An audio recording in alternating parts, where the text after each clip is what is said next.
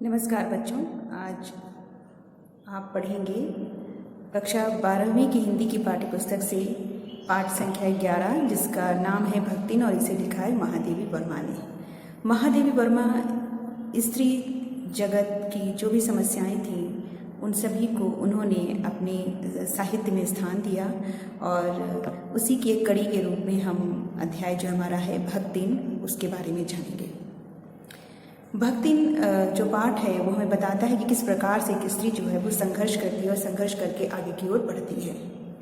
अगर भक्तिन किसी व्यक्ति के बारे में हमें जानना है तो सबसे पहले उसकी बाहरी जो रूपरेखा होती है उसके आधार पर हम आगे की ओर बढ़ते हैं। तो भक्तिन एक छोटे कद की महिला है जिसका जो शरीर दुबले शरीर वाली है, उसकी आंखें छोटी हैं, पतले पतले होंठ हैं और गले में कंठे की माला को धारण करती है।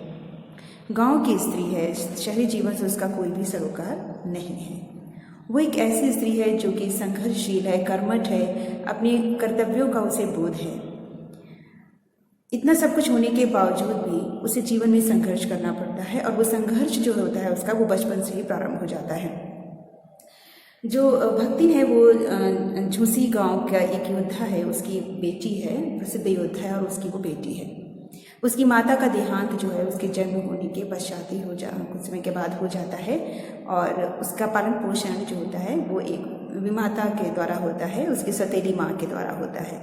उसका विवाह 5 वर्ष की आयु में कर दिया जाता है, और उसके बाद में जब वो 9 वर्ष की होती है तब उसका गौना कर दिया जाता है। उसका विवाह होता है हंडिया गाँव के एक संपन्न गोपालक के छोटे पुत्र के साथ में। उस गोपालक के 3 पुत्र होते हैं, जिनमें सबसे छोटे पुत्र के साथ में इसका विवाह होता है। वहाँ पर जब वो जाती है तो उसका पति जो होता है वो एक आदर्श पति की भूमिका के रूप में महादेवी जी ने दिखाया है, और लगातार कई पुत्रियों को जन्म देने के पश्चात भी वो 2 पुत्रियों को जन्म देती है, और इधर जेठानियों के पुत्र होते हैं। आपने देखा है जैसे भारतीय जो समाज है हमारा, परंपरागत समाज में भी आप गाँवों में भी जाते हैं तो वहाँ पर पुत्र को बहुत ज़्यादा महत्व दिया जाता है। आज भी ये संकीर्ण भावनाएं जो हैं वो लोगों के मन में बैठी हुई हैं। तो यहाँ पर क्या होता है कि जो भक्तिन महिला है, और ये इसकी जो मुलाकात होती है वो महादेवी वर्मा जी से होती है। कैसे होती है ये हम आगे जानेंगे। उसी भक्तिन के बारे में महादेवी वर्मा हमें यहाँ पर पूरे पाठ में बताते हुए चलेंगे। तो जब इसकी जो लड़कियां पैदा होती हैं तो जेठानियाँ वगैरह जो है इसको बुरी भली बातें कहती हैं, काफ़ी बुरी बातें इसको प्रताड़ित करती रहती हैं, मानसिक रूप से, शारीरिक रूप से प्रताड़ित करती हैं। तो उसके बाद में क्या होता है कि वो अगर उसकी जेठानियों के वैवाहिक जीवन के बारे में यदि जानना चाहें तो उनके जो पति थे वो उन्हें मारा पीटा करते थे। मगर इसका जो पति है भक्तिन का, वो अपनी पत्नी से बहुत प्यार करता है और उसकी भलमनसाहत को समझता है और उसकी पतिनिष्ठा को समझता है, और वो उससे कभी भी पीटता नहीं है। मगर जैसे लगता है कि उसके दुर्भाग्य का कोई अंत नहीं होता है, और उसकी 3 बेटियां होती हैं, और जब बड़ी बेटी का विवाह होने को होता है और उसका विवाह हो जाता है तभी उसके पति की मौत हो जाती है। तो बच्चों, इस घटनाक्रम के बीच में एक और घटनाक्रम है कि जब उसका विवाह हो जाता है तो उसके पिता की मृत्यु होती है। तो इसकी विमाता जो होती है वो ये सोचती है कि कहीं ऐसा ना हो कि भक्तिन मायके में आ जाए और अपने पिता के जीवित रहते, तो कहीं ऐसा ना हो कि इसके पिताजी जो है वो जायदाद का कुछ हिस्सा इसके नाम कर दे। तो इसलिए वो भक्तिन को उनकी मृत्यु के बारे में कुछ भी नहीं बताती है। 6 महीने के पश्चात जब वो वहाँ पर पहुँचती है तो वहाँ पे जो गांव की स्त्रियाँ होती हैं सोचती हैं अरे भक्तिन आ गई, मगर सब उसको एक अलग ही भाव से देख रही होती है। घर पहुँचती तो देखती है कि पिता का कोई नामो निशान ही नहीं है। उसी समय वो उल्टे पाँव वहाँ से लौट पड़ती है अपने घर की ओर, ससुराल की तरफ। घर में आती है तो अपने पति के ऊपर गहने फेंक करके अपने गुस्से को, अपने शोक को प्रकट करती है। अब बच्चों, हम जो प्रसंग चल रहा था उस पर आते हैं। तो यहाँ पर क्या होता है कि इसकी 3 बेटियाँ जो होती है, तो सबसे बड़ी बेटी की जब विवाह कर देती है तो उसके पश्चात में इसके पति का जो होता है वो देहांत हो जाता है। अब ये सोचती है कि अपनी संपत्ति को सुरक्षित रखना चाहती है, तो वो क्या करती है कि अपनी जो भी बेटियां होती हैं दोनों, उनका भी विवाह जल्दी कर देती है। तीनों का विवाह हो जाता है, और जो बड़ा जो दामाद होता है वो घर जमाई के रूप में उसको वो अपने घर में लेकर के आती है। मगर होता ये है कि जो बड़ा दामाद जो इसके घर की संभाल कर रहा होता है उसका भी निधन हो जाता है। अब इधर जो गांव के लोग होते हैं वो सोचते हैं कि इसका विवाह, जो इसकी लड़की का विवाह है, अगर हम इसका विवाह अपने रिश्तेदार के साथ में कर देते हैं तो ये पूरी धन संपत्ति जो है वो हमारी ही रहेगी। तो इसके जेठ के लड़के का साला था। तो एक दिन क्या होता है कि ये जो लड़का है ये तीतरबाज है बेटा, और ये कुछ भी काम नहीं करता है। तो ये ज़बरदस्ती जब ये लड़की घर में अकेली होती है तो घर में घुस जाता है, और जब ये घर में घुसता है तो वो लड़की से बहुत मारती है।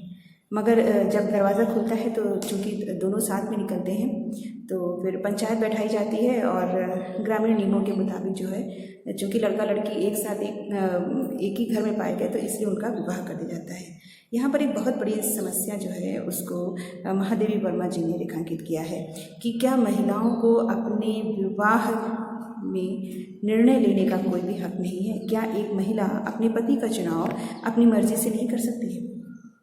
ये कुछ ऐसी बातें हैं जिनको कि महादेवी वर्मा ने उठाया है, और उन्होंने ये भी रेखांकित किया है कि एक तरीके से एक महिला के मानवाधिकारों का खंडन है। ये एक ऐसा कुचक्र है जिसमें महिलाएं जो है वो पिस जाती हैं और फंस जाती हैं।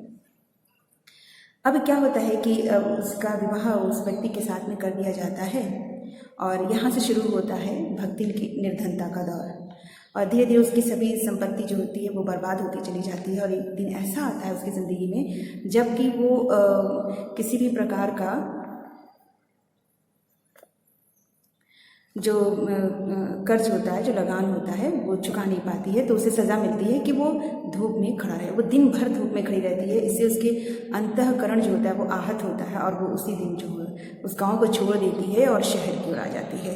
शहर में आती है तो उसकी मुलाकात होती है महादेवी वर्मा जी से। तो महादेवी वर्मा उससे पूछती हैं कि तुम्हारा नाम क्या है? तो वो अपने नाम बड़े ही देर के बाद अपने नाम कहती है कि मेरा नाम लक्ष्मी है।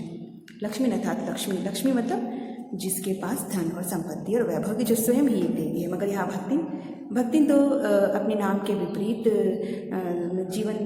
जीवन को जी रही थी। और आपने देखा, मैंने जिस लेखिका का नाम बोला महादेवी वर्मा, तो महादेवी मतलब कौन? जो देवी का स्वयं अवतार हो, जिसमें देवी की महानता व्याप्त हो, है ना। तो महादेवी कोई बहुत बड़ी महादेवी नहीं थी, वो स्वयं भी एक सामान्य नारी, सामान्य स्त्री थी। और यहाँ जो महिला उनके घर में आती है काम मांगने के लिए, वो भी एक निर्धन महिला होती है, और नाम उसका होता है लक्ष्मी। तो कहीं ना कहीं आपको ये महसूस होगा कि सभी को अपने नाम के विरोधाभासों के साथ जीना पड़ता है। जैसा हमारा नाम है वैसे हम अक्सर होते नहीं हैं। ऐसे भी आपने देखा होगा किसी का नाम राजकुमारी है और वो ईंट गाय को ढो रही है। तो नाम कुछ भी हो सकता है और हमारे जीवन की परिस्थितियाँ कुछ और हो सकती हैं। इन्हीं सब वजहों से जो होता है ये जो भक्ति नाम दिया गया है उस महिला को, वो नाम दिया है महादेवी वर्मा ने। चूँकि उसको अपना नाम पसंद नहीं होता है लक्ष्मी, तो महादेवी वर्मा कहती है कि मैं तुम्हारा नामकरण करती हूँ, मैं तुम्हारा नाम रखूँगी भक्ति। तो यहाँ क्या होता है कि जब महादेवी के पास में आती है तो महादेवी के घर में आती तो सुबह सुबह स्नान करना, जप करना, पूजा पाठ करना, ये सभी कार्यों को करती है। खाना बनाना उसका मुख्य कार्य होता है। मगर शहरी जीवन में आने के बाद में भी भूमि का जो उसका एक पिछला रूप था वो यहाँ पर प्रकट होता रहता है। वो महादेवी वर्मा को ओए कह करके बुलाती है, और इसके अलावा उनको बार बार ये कहती है कि देहाती खाना जो होता है वो बहुत अच्छा होता है, तो उन्हें ग्रामीण खाना भी उन्हें वो सिखाती है। मगर इन सभी के साथ में कुछ ऐसे घटनाक्रम भी होते हैं जिनका कि महादेवी वर्मा ने वर्णन किया है। जैसे हम सभी के अंदर सद्गुणों के साथ साथ दुर्गुण भी होते हैं, उसी तरह से भक्तिन के पास में भी कुछ दुर्गुण थे। तो भक्तिन जो थी वो महादेवी वर्मा जब रुपये पैसे को इधर उधर रखती थी तो वो उठा करके उन्हें एक बर्तन में रख दिया करती थी, और जब वो उसके बारे में उनसे पूछती थी तो वो उसका सीधा सा उत्तर नहीं देती थी। तो इस तरीके से उसके अंदर बहुत सी खूबियाँ थी, मगर कुछ इसी तरह की कभी कभी वो झूठ भी बोल दिया करती थी, कुछ हेरा फेरी भी करती, तो इस तरीके की कमियाँ भी उसके अंदर व्याप्त थी। तो इस तरीके से कई बार उसके जो है तर्क वितर्क के गुण भी हमें यहाँ पर दिखाई देते हैं। जब वो महादेव वर्मा उसे सिर मुंडवाने के लिए बार बार बात करती है तो कहती है कि सिद्ध जो होते हैं वो सिर मुंडवा करके ही तीर्थ स्थानों की यात्रा करते हैं। तो इस तरह की बातें भी वो मतलब महादेव वर्मा से कहती है। और रुपयों के बारे में पूछती तो बस इतना ही कह देती कि रुपयों को संभाल करके रख दिया, ये नहीं बताती थी कि मैंने उनको कहाँ पर किस तरीके से रखा है। मगर इन सभी चीज़ों के होने के बावजूद भी महादेवी वर्मा की छाया बन करके वो रहती है, और जहाँ उसे लगता है कि महादेवी वर्मा को उसकी ज़रूरत है वहाँ वो उस समय उनके सामने उपस्थित रहती है।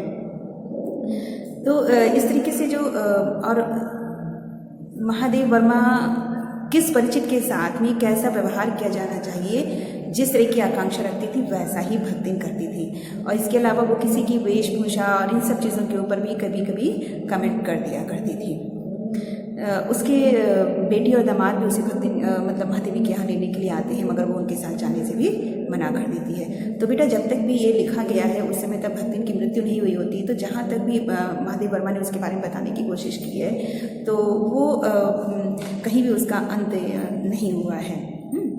तो कई जगहों पर इसमें बहुत महत्वपूर्ण बातें कही गई कि स्त्री ही स्त्री की दुश्मन होती है। आखिर क्यों ऐसा होता है कि स्त्री स्त्री की दुश्मन होती है?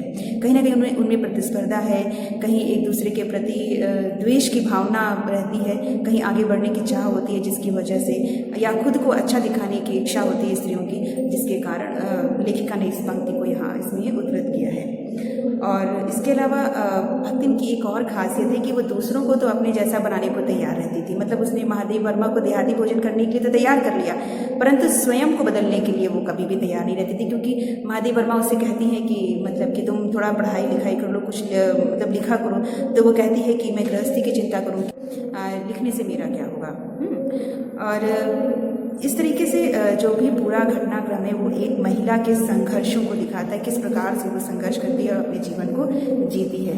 और महादेव वर्मा भी ये फैसला नहीं कर पाती है कि उसको अपने साथ रखना चाहिए, हटाना चाहिए। वो भी उसके साथ कहीं ना कहीं अंतरंग उनका संबंध हो जाता है। दोनों एक दूसरे के ऐसे मित्र हो जाते हैं जो कि एक दूसरे से विलग होकर के नहीं रहना चाहते हैं। तो बच्चों, इस तरीके से मैंने आज आपके इस पाठ को, संपूर्ण पाठ के सार को लिया है भक्तिन के।